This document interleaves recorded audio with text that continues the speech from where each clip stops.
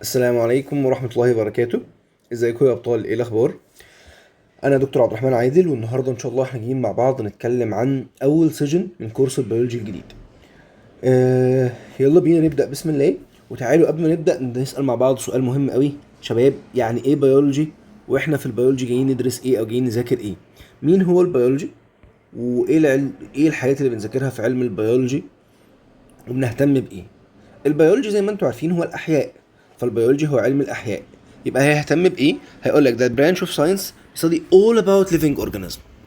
كل ما يتعلق بالاحياء، كل ما يتعلق بالليفنج اورجانيزم هنهتم بيه في العلم بتاع البيولوجي. تمام؟ هنهتم بدراسه الانسان، هنهتم بدراسه الانيمالز، البلانتس، غيرهم من الكائنات الحيه. الكائنات الحيه مش انيمال وبلانت بس، ده في معاك بكتيريا، في فانجاي، في حاجات تانية كتير. كل الحاجات دي هتكون من اهتماماتنا واحنا بنتكلم عن البيولوجي. اول درس معانا هو المقدمه بتاعتنا لعلم البيولوجي، هو ذا سيل. واشمعنى ذا سيل هي الفاونديشن بتاعتنا؟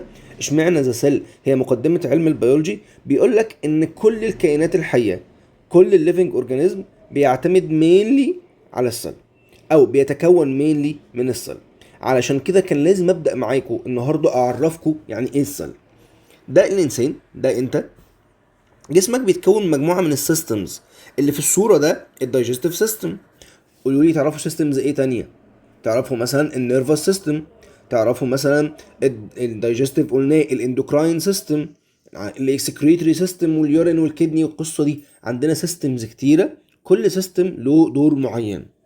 طيب السيستم اللي هو الدايجستيف ده ليفر، دي ستومك، ده انتستين، اهو بيتكون مجموعه من الاورجنز زي الاستومك.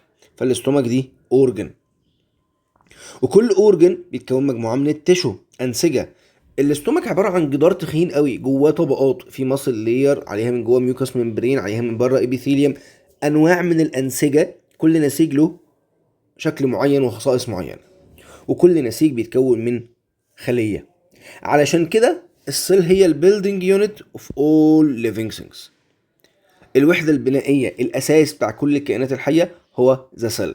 عشان كده كان لازم نبدأ بيها النهارده. السيل هي البيلدينج يونت اوف اول ليفينج ثينجز. تمام يا شباب؟ سواء كان انسان، كان حيوان، كان بكتيريا، كان بلانت، لازم يكون عنده سيل. ده اصغر يونت بالنسبه له. عايز اقول لك معلومه مهمه قوي عن السيل. السيل يعني الخليه. بص تخيل كده معايا ان بابا اشترى بيت جديد، بنينا السقف وبنينا الارض، لكن لسه ما حطيناش الجدران. لو ما حطيناش الجدران انت هيبقى عندك اوضه، يعني نعرف نقول دي اوضه فلان، دي اوضه عبد الرحمن، ومفيش جدران. مش هنقول عليها اوضه. علشان نقول عليها اوضه لازم يكون لها باوندري. بصوا كده، دي دايره، اللي جوه هنا ده كده جوه الدايره، واللي هنا ده بره الدايره. يبقى الباوندري ده، الحدود ده، هو اللي حدد لي الباوندرز بتاعتي، هو اللي حدد لي فين جوه وفين بره. تمام؟ لو انا ما عنديش جدار ما يبقاش عندي اوضه، يبقى عندي مساحه واسعه كده صاله لكن ما تبقاش اوضه. فلازم يكون عندي باوندري عشان احدد ده اللي جوه وده الايه اللي بره، او ده اللي بره معلش وده الايه اللي جوه. فاي خليه في الدنيا، اي خليه في الدنيا لازم يكون عندها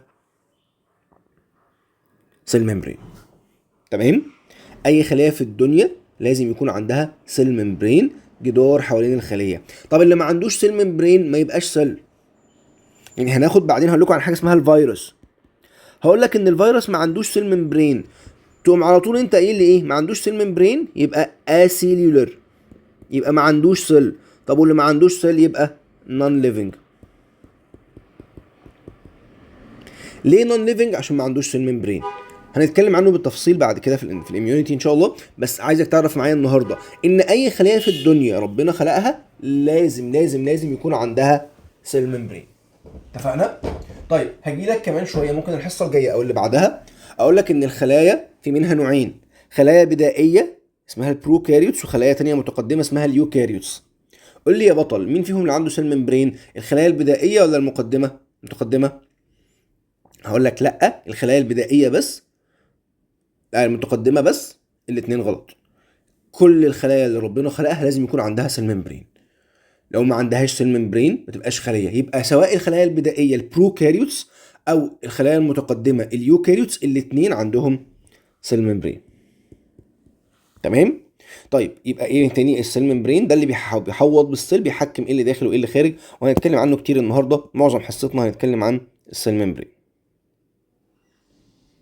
طيب الكلمه الثانيه بعد السيل ممبرين عندي كلمه اسمها النيوكليك اسيد، واظن كلكم عارفينه. اي خليه في الدنيا ربنا خلقها عندها سيل ممبرين وعندها كمان نيوكليك اسيد. مين هو النيوكليك اسيد؟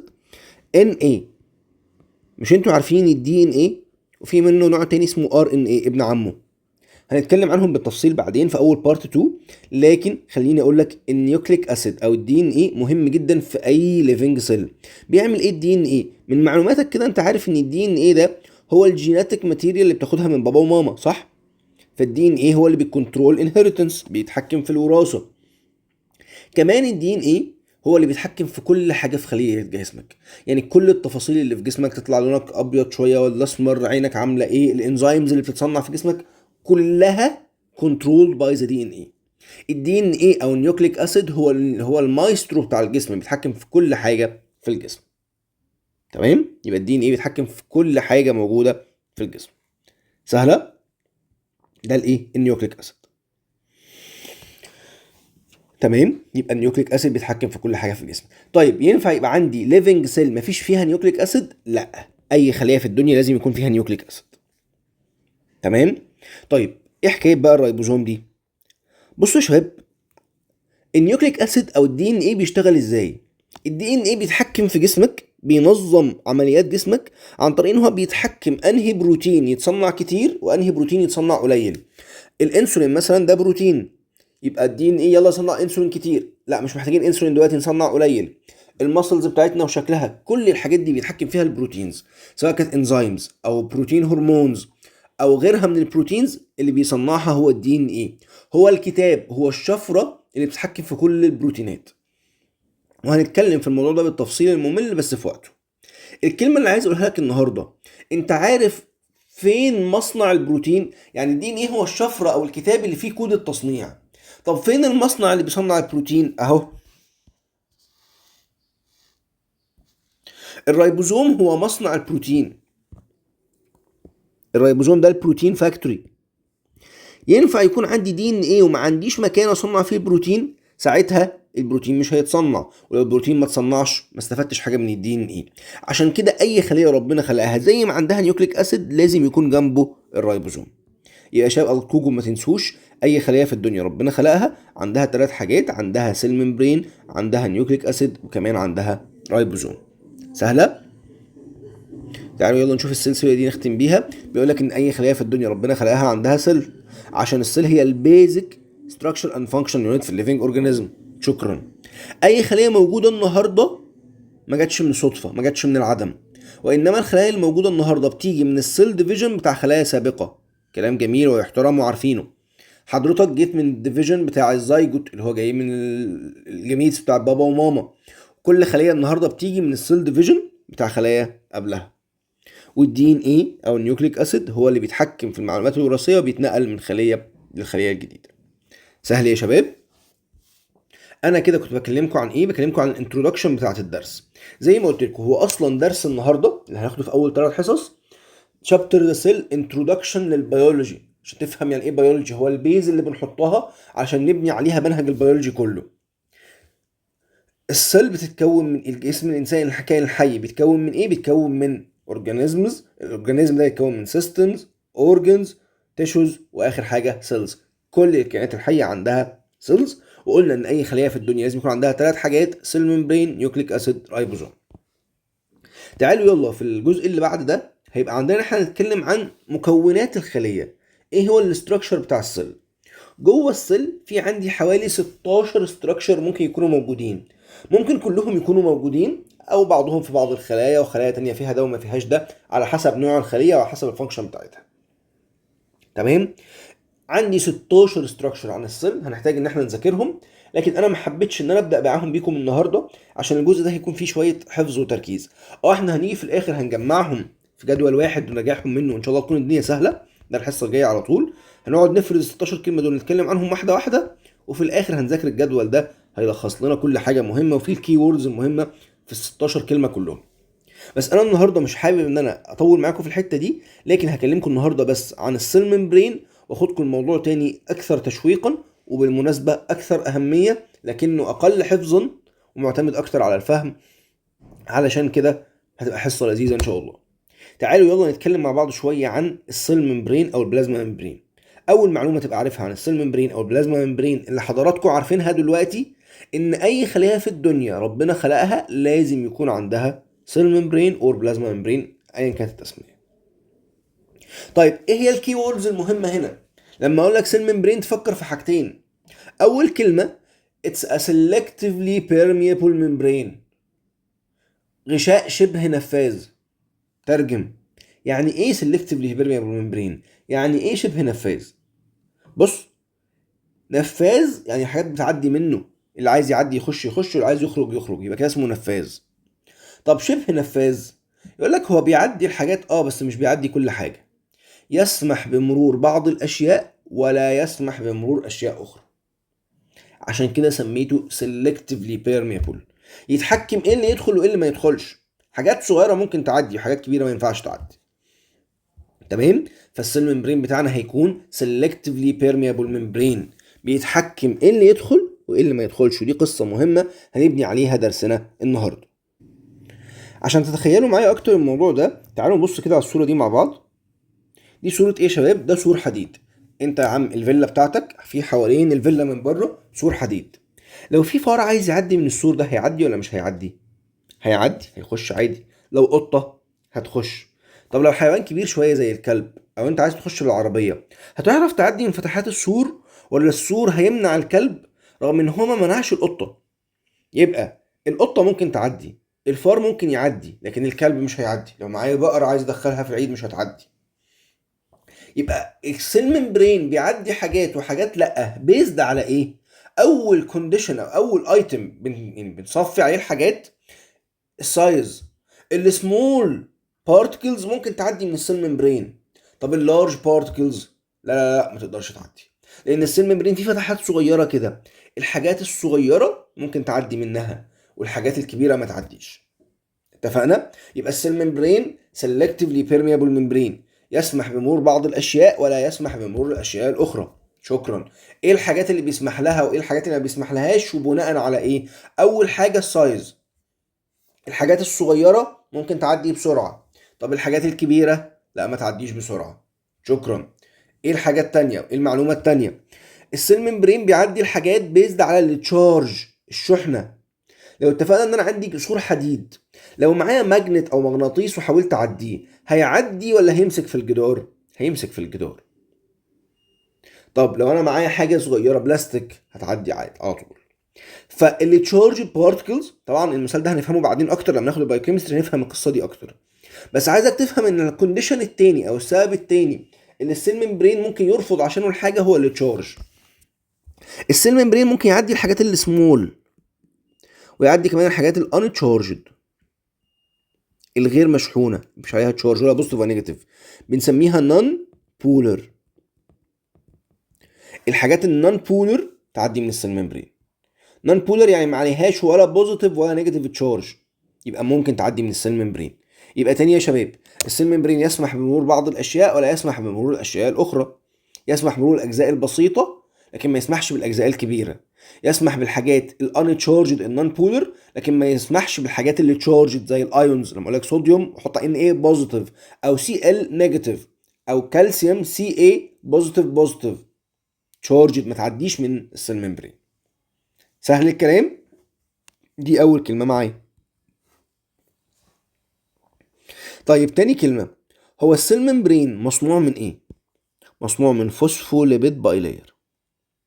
ايه ده فوسفوليبيد. انا عارف كلمه ليبيد، مش ليبيد دي اللي هي الدهون؟ قعدتوا تقولوا لنا كربوهيدرات ليبيد بروتين، دي الاورجانيك كومباوندز، الحاجات اللي احنا بناكلها في حياتنا كلها، يا اما نشويات يا اما بروتينات يا اما دهون. فكلمه ليبيد لوحدها يعني دهون. طب مين هو الفوسفوليبيد؟ ده هيخليني اخدكم معايا بسرعه كده لدرس تاني هناخده بعدين، اخد منه بس معلومه صغيره نفهم منها يعني ايه فوسفوليبيد ونرجع هنا تاني. يلا على طول، يلا نروح على البايوكيمستري عند الاورجانيك كومباوند. مين هم الاورجانيك كومباوند؟ كربوهيدرات ليبيد بروتين. انا عايز اتكلم النهارده عن الليبيدز. اهي دي الليبيدز. بصوا على اشهر ليبيد في الدنيا بيتكون من ايه؟ حاجه اسمها تراي جليسرايد. ده كده جليسرول،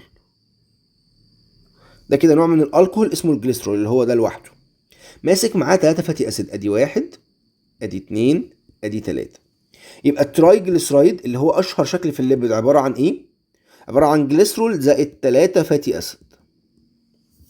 مشكله الليبيدز يا اولاد او مشكله الدهون عموما، ودي مشكله انتوا عارفينها اصلا، هو انت لو وقعت شويه زيت على هدومك ماما هتسيبك في حالك ولا هتعمل لك مشكله؟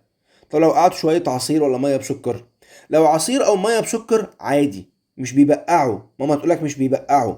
يعني ايه مش بيبقعوا؟ لما ماما تغسل مثلا التيشيرت ده في الميه، العصير هيدوب والسكر هيدوب والتيشيرت هينضف. طيب لو حاجه فيها زيت، حاجه فيها سمنه، حاجه فيها ليبيد، فيها دهون، يا ترى هل الدهون بتدوب في الميه؟ الاجابه لا، الدهون مش بتدوب في الميه، وده هيعمل لنا مشكله. السيل ممبرين ربنا كان خلقه لنا من الليبيد، بس الليبيد العادي سواء الجليسرول او التلاتة فاتي اسيد، التلاتة مش بيدوبوا في الميه. السيل ممبرين هيحوط بالخليه، الخليه دي في جواها ميه وبراها ميه، فهو هيلمس الميه، هيبقى اكسبوزد للميه. لما انا اجيب حاجه مش بتحب الميه خالص احطها جنب الميه، انا كده بخلق مشكله، بخلق انستابيليتي. فاهمين المشكله فين؟ يعني لو حاجه ليبيدز بس يبقى حاجه نون بولر بتكره الميه، لو الحاجه بتكره الميه ينفع احطها جنب الميه؟ الاجابه لا. عشان كده ربنا خلق لنا حاجه اسمها فوسفوليبيد. هو الليبيد بس حاطين عليه حته فوسفات، اي حته الفوسفات الصغيره دي هتغير حاجات كتير قوي. بصوا هو ده الجليسرول العادي خالص، نفس الجليسرول اللي كان هناك. هناك كان عندي 3 فاتي اسيد، بص ادي 1 2، فين التالت؟ لا مش موجود. ده بدل الفوسفات الجروب التالت ربنا خلق لنا، بدل الفاتي اسيد التالت ربنا حط لنا هنا فوسفات جروب. الفوسفات جروب دي هتعمل لنا فرق شاسع، عشان كده احنا حتى رسمناها الناحيه التانيه. يبقى الفوسفوليبيد هو عباره عن ايه؟ هو ترايجليسرايد، لكن واحده من الفاتي اسيد بدلناها فوسفات جروب. تمام؟ يبقى ده ايه؟ فوسفوليبيد. بص كده، الفوسفات جروب اهي بتكون بولر، يعني بتحب الميه. بولر دي هيدروفيليك، هيدرو يعني ميه، فيليك محب، يبقى ده محب المياه. طب التو تيلز اللي هم التو تيلز دول الفاتي اسيد، هيدروفوبيك، مش فوبيك ده يعني كاره للمياه. نون بولر، بولر ونون بولر دي هنشرحها بعدين. بس بص كده اهو، ده الفوسفوليبيد، الحته اللي فوق بتحب الميه دي H2O،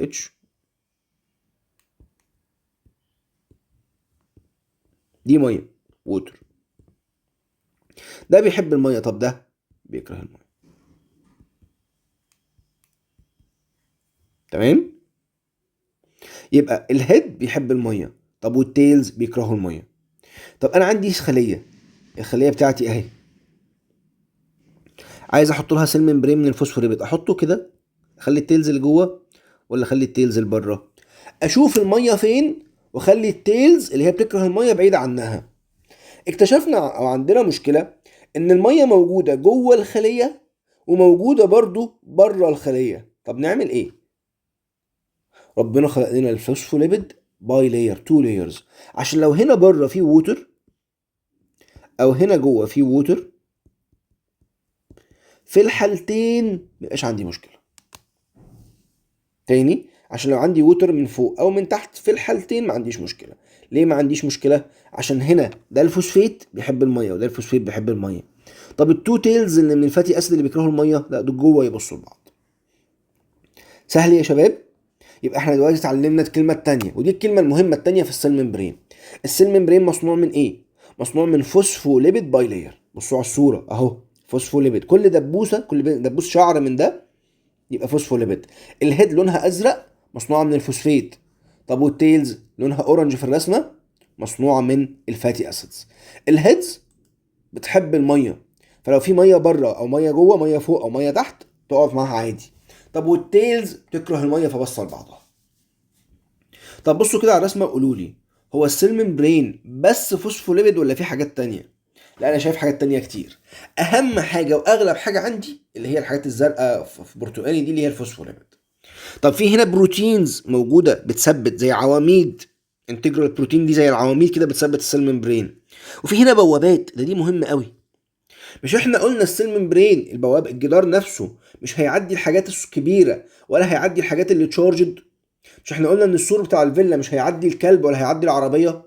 طب انا عايز ادخل عربيتي، في كلب عايز يخش، هنفتح له بوابه يخش منها، مش هينفع يخش من السور بس لازم يخش من بوابه. فالبوابات اللي في السيل ممبرين مصنوعه من ايه؟ من بروتينز. يبقى بوابات السيل ممبرين مصنوعه من بروتينز بنسميها بروتين تشانلز. احيانا بيبقى عندي كربوهيدرات تشينز موجوده بتاكت از ريسبتور او انتيجين، زي ما هناخد كلمه انتيجين دي في الاميونيتي ان شاء الله. في جلايكوبروتين ده برضو ريسبتور هنا. وكمان بيكون عندي في وسط السيل ممبرين نوع تاني من الدهون غير بقى الفوسفوليبيد اسمه الكوليسترول، اظن كلنا عارفينه. ده بيخلي الموديل بتاع الفوسفوليبيد بدل ما يكون رخو قوي بيخليه مور ستيبل. تعالوا نقرا الحاجات دي بسرعه يلا. المولكيولز اوف كوليسترول embedded within the membrane making it less fluid and more stable. دي معلومه. الاكسترنال سيرفيس عنده كربوهيدرات تشينز، شكرا، بيساعد في السيل تو سيل ريكوجنيشن. السيل ممبرين سين اونلي باي الكترون مايكروسكوب. الحصه الجايه او اللي بعدها هكلمكم عن انواع الميكروسكوبز، واقول لك ان الميكروسكوب فيه لايت ميكروسكوب، ده اللي عندنا في المدرسه او في المعمل، ده بتشوف بيكبر الحاجه مثلا 1000 مره. السيل ممبرين صغير قوي ورفيع قوي ما يتشافش بالايه؟ باللايت ميكروسكوب. لازم نستخدم الالكترون ميكروسكوب عشان تشوف تفاصيل السيل ممبرين الدقيقه قوي دي اللي ممكن يكبر الصوره المليون مره عشان نقدر نشوفها. تمام؟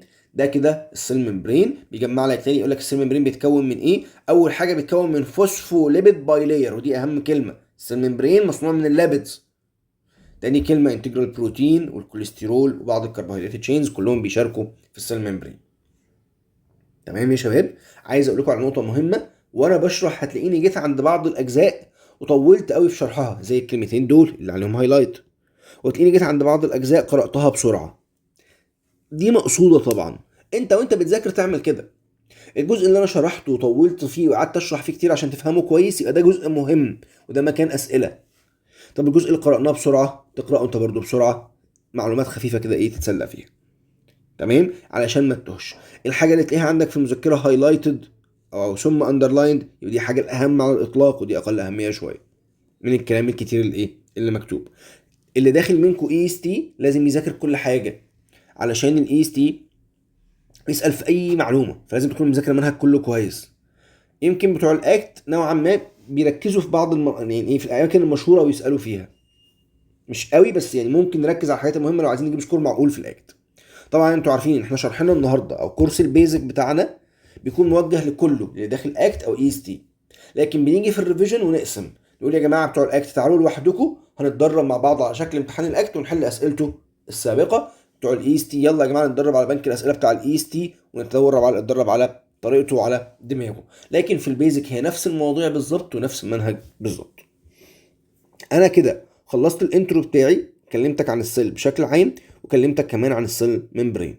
كان الطبيعي بترتيب الدرس ان احنا نكمل الاورجانيلز ال 16 اورجانيل دول، بس زي ما قلت لك انا مش حابب النهارده في اول يوم اطول معاك في الاجزاء دي، فقلنا دي هنسيبها للحصه الجايه. وهاخدكم النهارده على حته صغيره قوي في اخر الدرس بس مهمه قوي وفيها فهم اللي انتوا هتحبوها، اسمها السيل ترانسبورت. دول يمكن 3 صفحات كمان هشرحهم معاكم النهارده ونكتفي بيهم النهارده، تبقى حصه خفيفه كده فيها فهم اكتر ما فيها حفظ، والحفظ بتاعها هنكون ان شاء الله حفظناه واحنا قاعدين مع بعض. ماشي يا ابطال؟ يلا بينا بسم الله نبدا في السيل ترانسبورت. لو انت من النوع اللي بيزهق وحابب تاخد بريك فممكن تاخد بريك دلوقتي، يعني ممكن دلوقتي توقف الريكورد تاخد بريك تخلص حاجتك، بعد كده ترجع تفتح موضوع جديد على بعضه تاخدوا تذاكروا على بعضه، فده وقت مناسب للي عايز منكم ياخد بريك. يلا بينا يا ابطال نشرح مع بعض يلا السيل ترانسبورت. انا خدت بريك على فكره رجعت اكمل معاكم الفيديو. سيل ترانسبورت يعني ايه؟ يعني احنا اتفقنا من شويه ان الخليه عندها، تعالوا نجيب حته فاضيه كده نشرح فيها، ان الخليه عندها ايه؟ عندها سيل ممبرين، صح؟ ده سيل ممبرين حوالين الخليه. السيل ترانسبورت معناه ان الحاجه يا اما تدخل يا اما تخرج. هيقول لك ان السيل ترانسبورت الديفينيشن هو الموفمنت اوف سبستانس اكروس السيل ممبرين، يا اما داخل يا اما خارج. يبقى انا الحاجه اللي دخلت جوه الخليه او الحاجه اللي خرجت لبره ده اسمه سيل ترانسبورت. طب احنا كده هنكتشف حاجه، ان الحاجه عشان يحصل لها ترانسبورت لازم تعدي على السيل ممبرين، صح؟ فكروني مع بعض، احنا اتفقنا ان السيل ممبرين ده كان permeable ولا impermeable ولا selectively permeable؟ الكلمه الاهم اللي احنا قلناها النهارده اللي انا شرحت لكم عشانها اصلا السيل ممبرين فوق، ان السيل ممبرين السيمي بيرميبل او selectively permeable membrane، يعني allowing single molecules to pass preventing other، يسمح بمرور بعض الاشياء ولا يسمح بمرور الاشياء الاخرى. يبقى يا شباب يعني ايه سيل ترانسبورت؟ يعني الحاجه داخله للخليه او خارجه منها، دي اسمها ايه؟ اسمها سيل ترانسبورت. عشان تخش او تخرج هتعدي على السيل ممبرين. اهو السيل ممبرين ده selectively permeable، يسمح بمرور بعض الاشياء ولا يسمح بمرور الايه؟ الاشياء الاخرى. سهل الكلام؟ يلا بينا. واتفقنا ان هو بيسمح الحاجات بيزد على ايه؟ بيزد على حاجتين، بيزد على السايز وبيزد على التشارج. بيعدي الحاجات النون تشارجد النون بولر والحاجات السمول سايزد.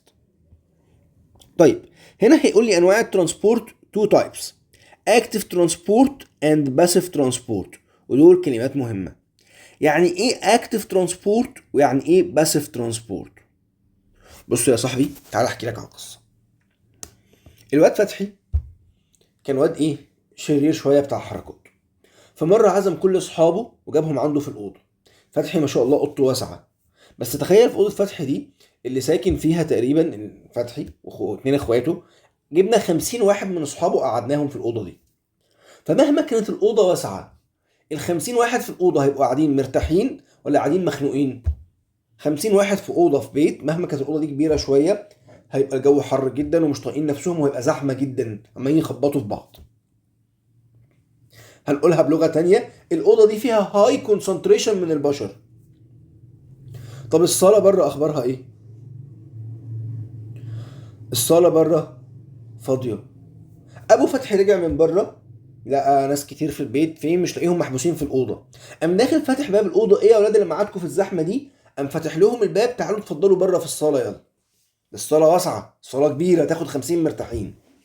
الاولاد دول هيحبوا يفضلوا قاعدين جوه الاوضه الضيقه بالكونسنتريشن العالي، ولا هيحبوا ان هم يسيبوا الكونسنتريشن العالي ويروحوا لكونسنتريشن تاني اقل؟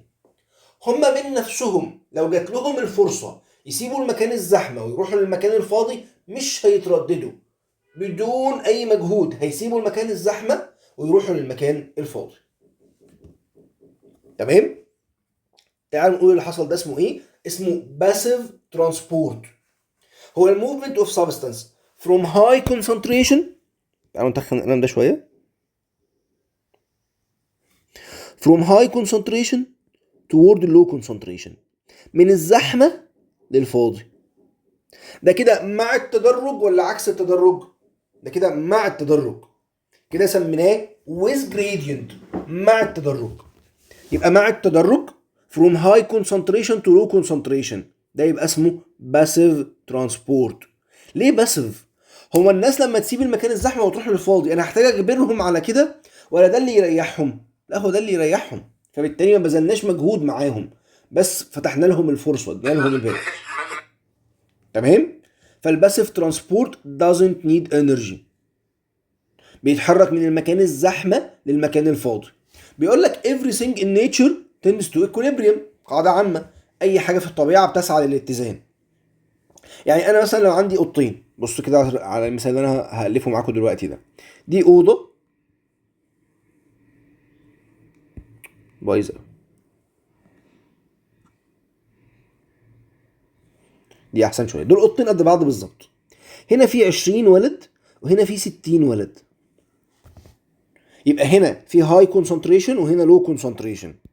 لو انا سمحت للاولاد يتحركوا براحتهم بين الاوضتين هيفضل ال60 60 وال20 20 لو الاوضتين زي بعض بالظبط؟ الاجابه لا، هيفضل الناس يتحركوا من هنا لهنا لغايه ما يبقى عندي هنا 40 وهنا 40.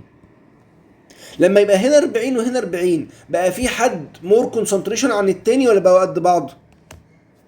بقوا قد بعض. ساعتها حصل اكوليبريم، حصل اتزان. تمام؟ يبقى لما حصل اكوليبريم وحصل اتزان بقينا قد بعض، هنا 40 وهنا 40، ما عادش حد يتحرك. فتاني ده اسمه باسيف ترانسبورت. الباسيف ترانسبورت هو الموفمنت من الهاي كونسنتريشن من المكان الزحمه للمكان الاقل زحمه. ده بيحتاج انرجي ولا لا؟ ما بيحتاجش انرجي، لان الحاجات بتمشي مع رغبتها، داون جريدينت، من التدرج العالي للتدرج القليل. داون جريدينت او ويز جريدينت doesn't need energy، اسمه باسيف ترانسبورت. تمام يا شباب؟ طب النوع التاني اكتيف ترانسبورت، منطقي يبقى عكسه. طالما اكتيف يعني نشيط بيسموه بالعربي النقل النشط. اكتيف يعني نيدز انرجي، بيحتاج طاقه، بيحتاج انرجي. يبقى الاكتيف ترانسبورت نيدز انرجي، بيكون from low concentration toward the high concentration، من القليل للعالي. يعني against الجريدينت. تعالوا نرسم رسمه ونتخيل. يلا ادي قطين برضو كمان اهم، وقسمناهم بالنص. الاوضه دي فيها 20 والاوضه دي فيها 60. انا عايز اخد ال 20 دول ادخلهم هنا. يا ترى هم بنفسهم، يعني لو الفصل زحمه وفوق بعضه، انت هتحب تخش فصل بنفسك ولا لازم المستر ياخدك يجبرك انك تخش؟ انا هاخدهم اجبرهم، ازقهم عكس رغبتهم ان هم يخشوا. فده against الجريدينت، عكس التدرج، عكس الطبيعي، فيبقى اسمه active transport. ده ممكن يحصل spontaneous او يحصل passively. الاجابه لا، لازم انا اللي ازقهم. فعشان كده سميته active transport، لان هو against الجريدينت، فده اسمه active transport against الجريدينت. سهله. الاكتيف ترانسبورت بيبقى احتاج انرجي وبيكون من اللو للهاي، يعني اجينست الجريدينت او اب جريدينت. سهل يا شباب؟ يبقى احنا قلنا ايه دلوقتي؟ قلنا ان الترانسبورت في منه نوعين، اكتيف وباسيف. اللي بيحتاج انرجي اسمه اكتيف، اللي ما بيحتاجش انرجي اسمه باسيف. اللي ويز جريدينت باسيف، اللي اجينست جريدينت اكتيف. الاكزامبلز يلا نشرحهم بالتفصيل. تعال نبص على الصوره دي برضه تساعدنا. الباسيف ترانسبورت سواء كان ده او ده، هنا زحمه وهنا قليل، يبقى هيمشوا كده، ده باسيف. طب هنا ده قليل وعايز يروح هنا للزحمه، طب ما ده كده عكس التدرج. شوف عشان ده عكس التدرج عمل ايه؟ كان محتاج ل ATP انرجي. ال ATP دي يونت اوف انرجي هنتكلم عنها بعدين. فالاكتيف ترانسبورت عشان ياخد من الفاضي يودي للزحمه كان محتاج لايه؟ لانرجي. يلا بسم الله. انواع الباسيف ترانسبورت. ايه هي الانواع اللي موجوده في الباسيف ترانسبورت؟ والله اول نوع وابسط نوع سمبل ديفيوجن، مكان فيه ناس زحمه قوي ومكان فيه ناس قليله قوي والجدار ينفع يعديهم. اسمع اسمع اسمع تاني. لا، والجدار ينفع يعديهم، دي الكلمه المهمه اللي هنا. بص كده، السمبل ديفيوجن بيحصل امتى؟ لما السيل ممبرين يكون بيرميبل للبارتكلز. بصوا كده معايا يا شباب. انا عندي هنا مثلا حاجه زي الايه، حاجه زي الاكسجين مثلا.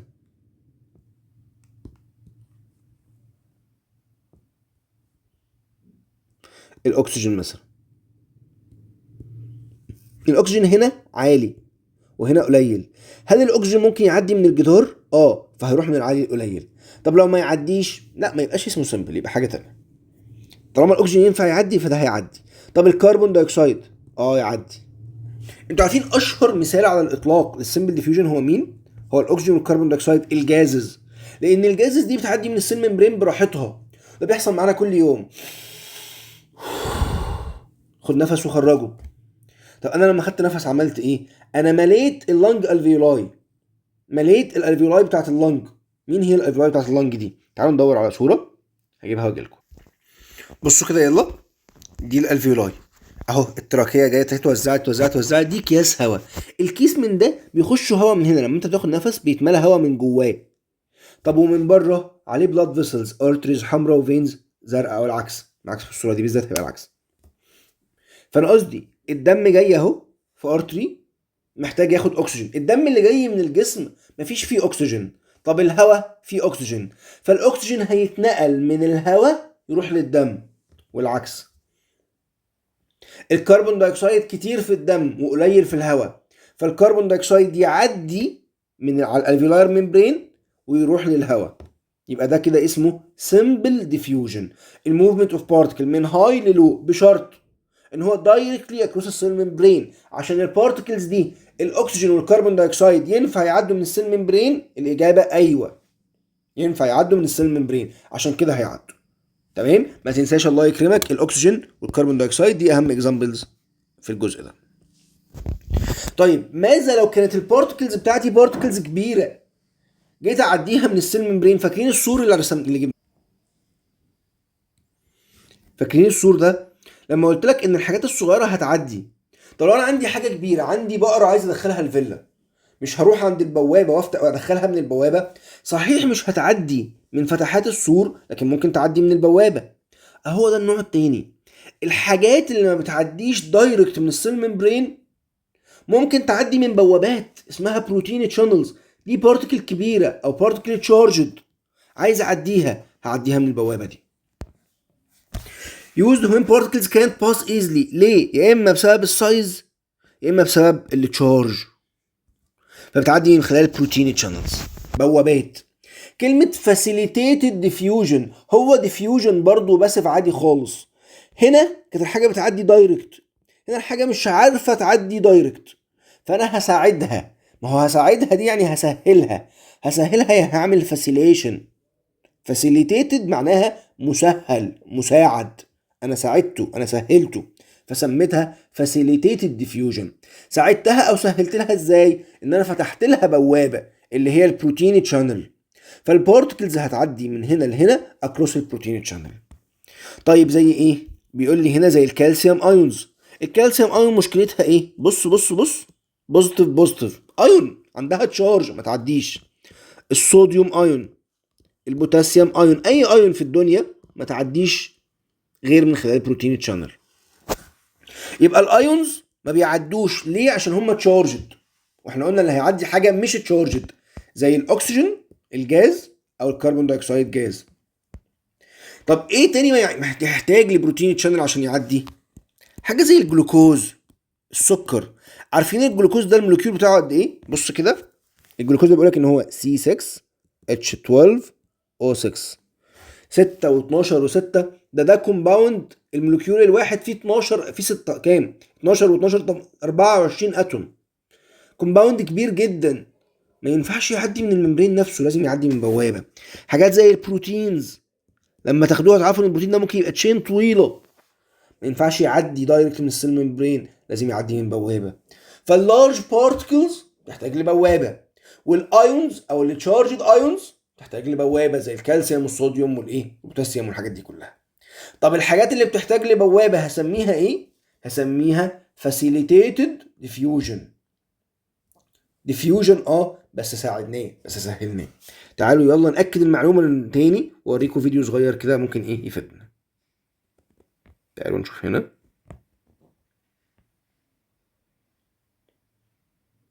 ده الديفيوجن.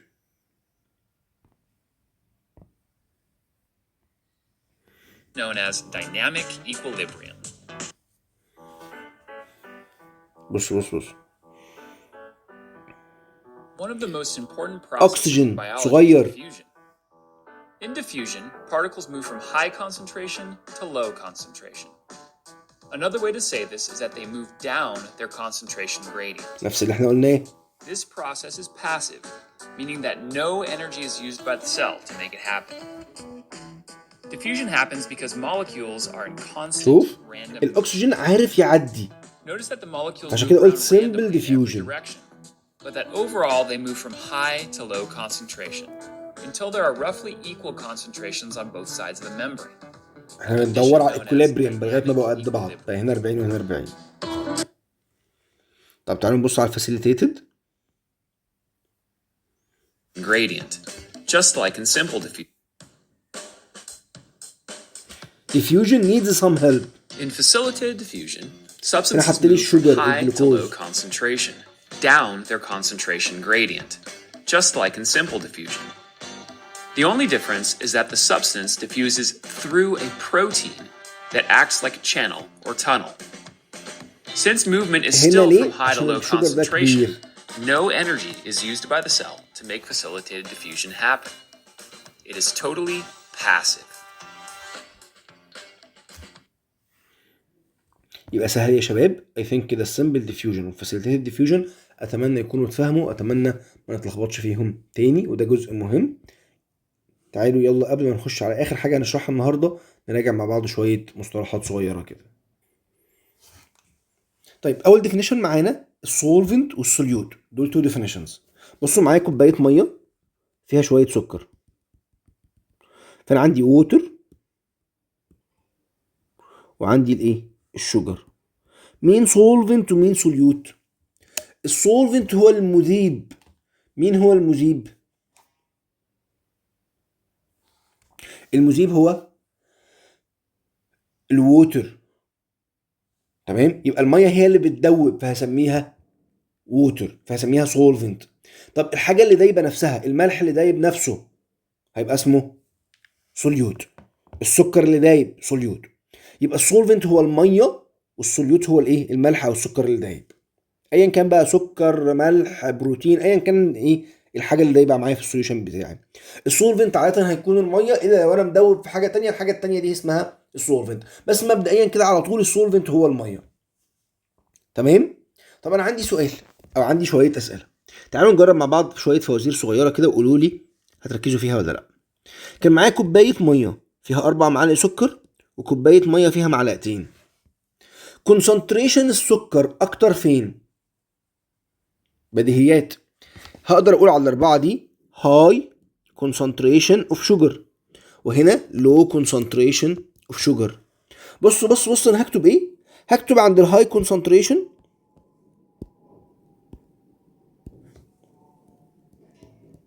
هايبر تونيك، وعند اللو كونسنتريشن هايبو تونيك. اللي عندها كونسنتريشن من الملح او كونسنتريشن من السوليوت اكتر سميتها هايبرتونيك. خطي مش حلو قوي معلش. هايبرتونيك ليه سميتها هايبرتونيك؟ عشان فيها كونسنتريشن اعلى. تمام. طيب واللي قليل هايبوتونيك. مش احنا كنا بنقول اللي فيه كونسنتريشن هايبر ماركت؟ مش كلمه هايبر ماركت معناها ان ده كبير قوي فسميتها هايبرتونيك. تمام. واللو كونسنتريشن هايبوتونيك. طيب انا بس عايز اوريكم حاجه. هجيب كوبايه ثالثه احط فيها معلقه سكر واحده. بصوا على التلاته جنب بعض كده. دلوقتي هنقارن ما بين الكوبايه 2 والكوبايه 1. تمام. بصوا كده على كوبايه 2 بالنسبه لواحد هتبقى هاي وواحد بقت لو كونسنتريشن اوف سولت. كوبايه 2 كانت هايبوتونيك. هايبوتونيك دي كلمه عامه ولا هايبوتونيك مقارنه بدي؟ الكوبايه اللي فيها معلقتين كانت هايبوتونيك مقارنه بالاربع معالق. تمام. طيب اللي فيها معلقتين هايبرتونيك مقارنه باللي فيها معلقه. يبقى انا عايز اقول لك ايه؟ عايز اقول لك ان كلمه هايبوتونيك وهايبرتونيك هي في الحقيقه كلمات مطلقه ولا كلمات للمقارنه؟ كلمات ريلاتيف. كلمات ريلاتيف. يبقى الكوبايه اللي فيها معلقتين مقارنه بالاربعه اسمها هايبو، ومقارنه بالواحد اسمها هايبر، وهكذا. يبقى هايبرتونيك معناها اكتر من، وهايبوتونيك معناها اقل من. طب لو الاتنين نفس الكونسنتريشن بالظبط، دي كوبايه فيها معلقتين ودي كوبايه فيها معلقتين، يقولوا بقى الكلمه الثالثه ايزوتونيك. يعني ايه ايزوتونيك؟ يعني الاتنين قد بعض بالظبط. يبقى الايزوتونيك equal concentrations. تمام.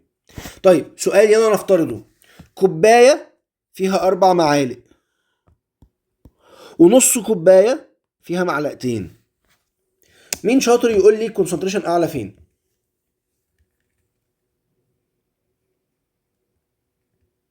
هو في الحقيقه مفيش كونسنتريشن اعلى. في الحقيقه 4 معالق في كوبايه ككونسنتريشن بتساوي معلقتين في نص كوبايه، فالاتنين دول ايزوتونيك. ليه؟ لان الكونسنتريشن هو ده على ده، السولفنت على السوليوت، فيطلع معايا نفس النسبه بالظبط، السوليوت على السولفنت. تمام. فكتركيز ده وده يتقال عليهم ايزوتونيك.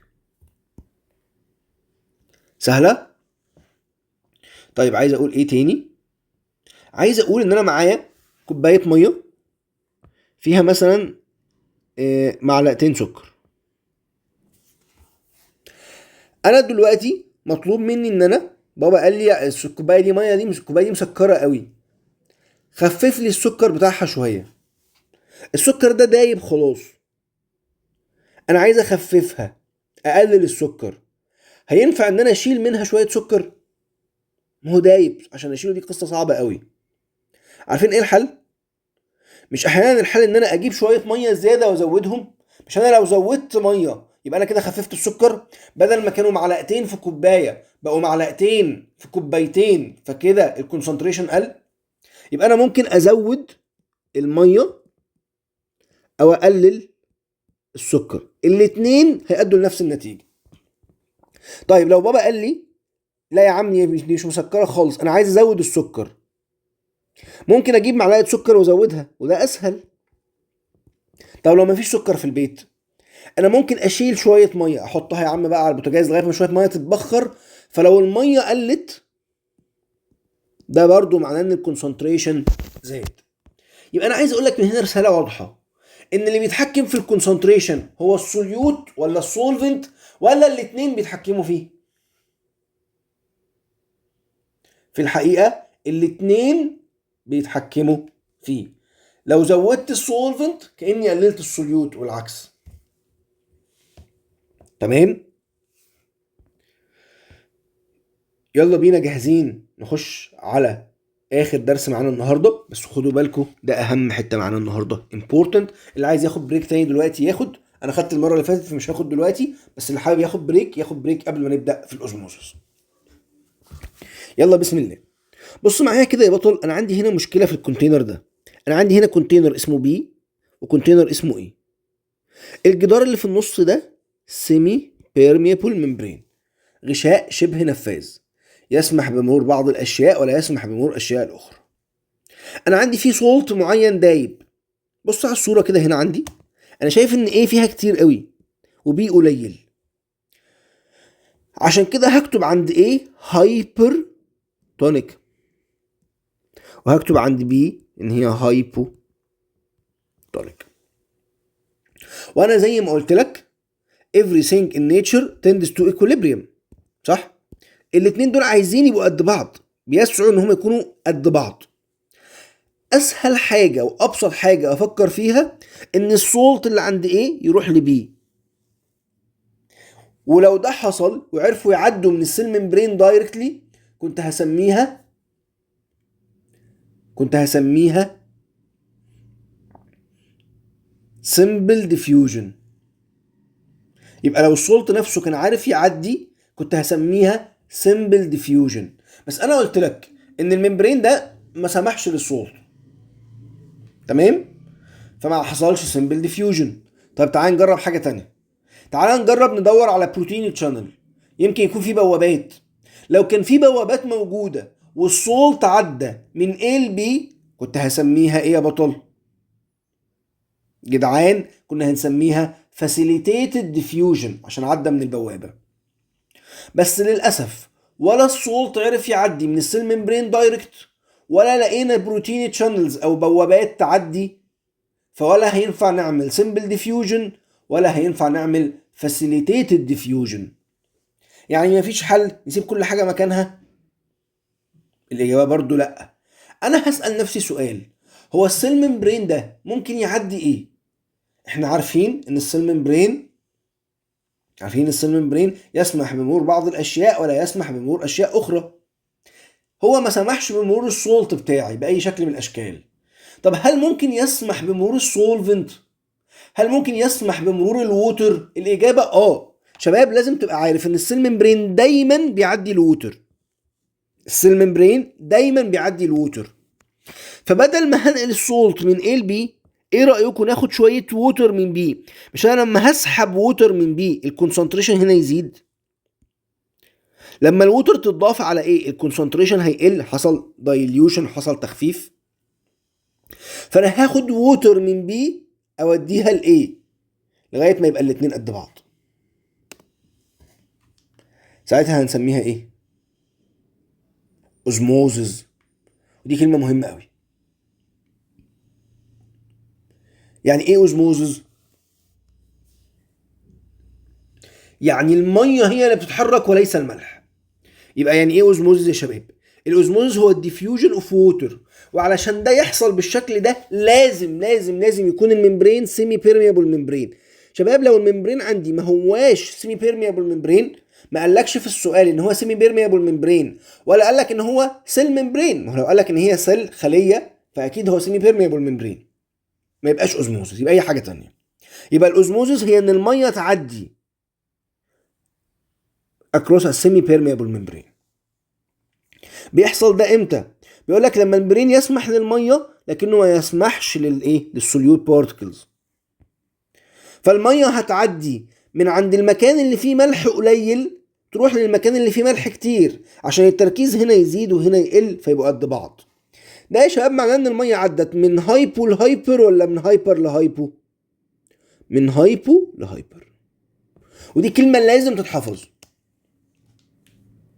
في الاوزموزز الميه بتتحرك من فين لفين؟ من هايبو لهايبر. في الاوزموزز واحفظها زي اسمك، الووتر موف توورد الهايبرتونيك.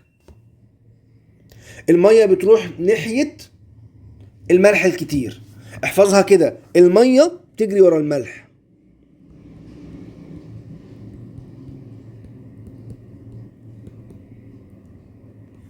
الله يكرمك احفظها كده، الووتر موفز توورد هايبرتونيك، الميه بتجري ورا الملح. تمام؟ اي سؤال اوزموزس في الدنيا عايز تحله شوف فين الهايبو وفين الهايبر واعمل موفمنت للووتر فروم هايبو توورد هايبر، السؤال يتحل معاك. يبقى الووتر موف توورد هايبرتونيك، اوعى تنساها. تعالوا نكمل شرح. انا عندي هنا فين الهايبو وفين الهايبر؟ بي ملح قليل، يبقى ده هايبوتونيك، لان كلمه هايبو وكلمه هايبر بتوصف الملح. طب وايه؟ ملح كتير، يبقى هايبرتونيك. سؤال، وده سؤال تركز فيه قوي، القصه دي كده اكتف ولا باسيف؟ انا كده رحت من هايبو لهايبر، يعني من لو سولت كونسنتريشن الى هاي سولت كونسنتريشن، واحنا كنا قايلين من لو لهاي، من لو لهاي يبقى اكتف، صح؟ هل الاوزموزز اكتف؟ يعني هل الاوزموزز اكتف؟ لا. طب ازاي بقى؟ فهمهاني. مش انت قلت لما نروح من قليل لكتير يبقى اكتف، وهنا الموتور موفد من الهايبو للهايبر فالمفروض تبقى اكتف؟ اقول لك معلش يا صاحبي ركز معايا، هو الهايبو ده مين اللي قليل؟ هايبو ده معناها لو سولت، يعني ملح قليل. انا هترجم في دماغي ان اللو سولت معناها هاي ووتر، ما الميه هنا كتير. طب الناحيه التانية هاي سولت لكن لو ووتر. هو احنا في الحاله بتاعتنا في الاوزموزز مين اللي اتحرك؟ السولت ولا الووتر؟ الووتر. فالووتر اتحركت من الهاي ووتر لللو ووتر، يبقى من هاي للو. باسف ده ولا مش باسف يا متعلمين يا بتوع المدارس؟ باسف. يبقى ليه قلت عليها باسف؟ لان الميه هي اللي اتحركت، فالميه اتحركت من عند الميه الكتير راحت للميه القليله. سهل الكلام؟ سهل الكلام. يبقى الموتور هتموف من هاي ووتر كونسنتريشن تو a region of low water concentration. تعالوا نشوف اكزامبلز على الموضوع ده، بس قبل ما اقول اكزامبلز الكلمه اللي ما ينفعش تنساها، الميه بتجري ورا الملح، الميه بتروح للملح الكتير، الميه بتروح للهايبرتونيك. تعالوا نجرب 3 تجارب كده نشوف اللي هيحصل فيهم. ده بيكر هحط فيه هايبرتونيك، ميه مالحه قوي، ميه الكونسنتريشن بتاعها مثلا 20، وهحط فيه خليه، اي خليه في جسمنا بتكون 0.9. يبقى كده الملح اكتر جوه الخليه ولا بره؟ انا شايف ان الملح بره الخليه اكتر بكتير، عشان كده سميته هايبرتونيك سوليوشن، عشان الملح اللي بره اكتر كتير. فالميه هتجري ورا الملح، الميه هتروح ناحيه الملح الكتير، الميه هتطلع لبره. لما الميه تطلع لبره الخليه تنكمش ولا تتمدد ولا تتنفخ؟ تنكمش طبعا، تشرنك. ولو حصل سيفير شرينكج هتموت ويبقى اسمه بلازمولايسيس. تمام؟ يبقى لو اتنفخت قوي، لو انكمشت قوي تموت، ولو ماتت بالطريقه دي يبقى اسمها ايه؟ يبقى اسمها بلازمولايسيس. تمام؟ يبقى انا لو حطيت خليه في مكان فيه ملح عالي، حطيت خليه في هايبرتونيك، ايه اللي يحصل لها؟ تنكمش، تشرينك. تمام؟ فده اسمه هايبرتونيك سوليوشن. طب والعكس بالعكس، لو جبت خليه وحطيتها في هايبوتونيك، هنا 0.9 وهنا تقريبا ميه 0.1 او ميه مفيش فيها ملح خالص، فالملح الزياده فين؟ الملح الزياده جوه الخليه. بص اللي هيحصل، الميه هتفضل تخش لجوه تخش لجوه تخش لجوه، السوليوشن اللي بره هايبوتونيك، فالهايبرتونيك كان جوه الخليه، صح؟ فبالتالي الميه هتخش الى داخل الخليه، فالخليه هتبدا تتنفخ، تسويل. ولو الخليه سويلد جامد قوي، بعد شويه ممكن تبرست، تنفجر. منطقي؟ الخليه عماله تتنفخ تتنفخ تتنفخ، بعد شويه ما عادتش مستحمله، الخليه كده ايه؟ هتنفجر. سهله؟ طب انا عايز احافظ على الخلايا بتاعتي سليمه، ولا تنكمش ولا تتمدد ولا تتنفخ، نحطها في ايزوتونيك سوليوشن. لو الكونسنتريشن جوه الخليه 0.9، لو انا حطيتها في كونسنتريشن من بره كان 0.9 برضو، مش هيبقى في حد اكتر من التاني، فالميه مش هتتحرك من هنا لهنا، فولا هتشرينك ولا هتسول. عشان كده في مره جالكوا سؤال يا شباب، لما انا بكون مريض واروح المستشفى هيعلقوا لي محاليل، يا ترى يعلقوا لي محاليل هايبرتونيك ولا هايبوتونيك ولا ايزوتونيك؟ قولا واحدا هنعلق محلول ايزوتونيك. اظن كان في صوره بوريها لزمايلكم هنا، بصوا كده على الصوره اهو. النورمال سلاين، محلول الملح، الكونسنتريشن كام؟ 0.9%. ده مناسب للانترافينوس انفيوجن اللي هو الحقن الوريدي يعني. الكونسنتريشن بتاعه كام؟ 0.9%. اشمعنى؟ عشان الخلايا بتاعتي الكونسنتريشن بتاعها بيكون 0.9، فيكون اللي جوه زي اللي بره، فحافظ على الخلايا. خد بالك لو حصل شرينكج وحش، لو حصل سويلنج برضو وحش. تمام؟ انا محتاج احافظ على الخلايا بتاعتي زي ما هي، فهحطها في ايزوتونيك سوليوشن. سهل ايه يا شباب؟ تعالوا يلا قبل ما اسيبكم نشوف مع بعض الاكزامبلز دي ونحلها سوا. يلا نشوف اول سؤال. جبنا انيمال سيل. كلمة انيمال سيل دي انا عارف ان معناها الكونسنتريشن بيساوي 0.9%، انا كاتبها لكم هنا. النورمال تونستي في الهيومن والانيمالز بتكون 0.9%.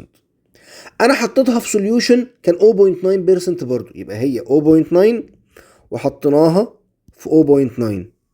مش كده ايزوتونيك؟ مش كده الاتنين قد بعض؟ يبقى الاجابة remain unchanged، ولا ينفع اختار سويل ولا ينفع اختار شريفل. تمام؟ طالما الكونسنتريشن جوه وبره قد بعض يبقى كده ايزوتونيك. تعالوا نبص يلا على السؤال ده، وزي ما قلت لكم اي سؤال اوزموزس في الدنيا له خطوتين. فين الهايبو وفين الهايبر؟ هنا في تركيز 10%، ماشي ده 10%. هنا الديستلد ووتر، ايه ده؟ يعني ايه ديستلد ووتر؟